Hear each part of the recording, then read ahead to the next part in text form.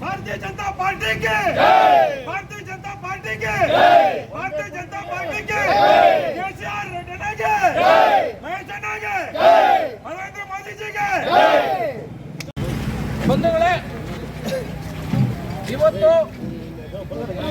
ಕೋಲಾರ ಲೋಕಸಭಾ ಚುನಾವಣೆಯಲ್ಲಿ ಜೆಡಿಎಸ್ ಮತ್ತು ಭಾರತೀಯ ಜನತಾ ಪಾರ್ಟಿಯ ಅಭ್ಯರ್ಥಿಯಾದಂಥ ಶ್ರೀ ಮಲ್ಲೇಶ್ ಬಾಬು ಅವರು 60,000ಕ್ಕೂ ಹೆಚ್ಚು ಮತಗಳಿಂದ ಜಯಗಳಿಸಿದ್ದಾರೆ.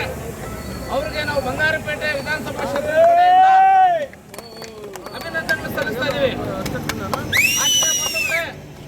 ಇಡೀ ದೇಶದಲ್ಲಿ ನಮ್ಮ ವೋಲ್ಟೇಜರ್ ನರೇಂದ್ರ ಮೋದಿ ಅವರು 3ನೇ ಬಾರಿ ಪ್ರಧಾನಿ ಮಂತ್ರಿ ಖಂಡಿತವಾಗ್ಲೂ ಆಗ್ತಾರೆ. 300ಕ್ಕೂ ಹೆಚ್ಚು ಸೀಟಿಗೆ ಎನ್ ಡಿ ಎ ಅಭ್ಯರ್ಥಿಗೆ ಗೆಲ್ತಾ ಇದ್ದಾರೆ.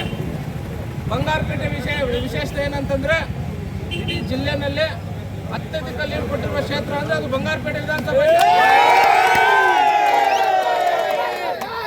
8,154 ಮತಗಳು. ನಾವು ಕಾಂಗ್ರೆಸ್ಗಿಂತ ಇಲ್ಲಿ ಮುಂದೆ ಇದ್ದೀವಿ. ಈ ಮತವನ್ನು ಕೊಟ್ಟಂತ ನಮ್ಮ ಎಲ್ಲ ಭಾರತೀಯ ಜನತಾ ಪಾರ್ಟಿ ಕಾರ್ಯಕರ್ತರು, ಮತದಾರರು, ಜೆಡಿಎಸ್ ಪಕ್ಷದ ಮತದಾರರು, ಕಾರ್ಯಕರ್ತರು, ಮುಖಂಡರು ಒಟ್ಟಾಗಿ ಶ್ರಮಿಸಿದ್ರಿಂದ ಇವತ್ತು ಬಂಗಾರಪೇಟೆ ವಿಧಾನಸಭಾ ಕ್ಷೇತ್ರದಲ್ಲಿ ನಾವು ಅತ್ಯಧಿಕ ಮತಗಳನ್ನು ಕೊಟ್ಟಿದ್ದೇವೆ.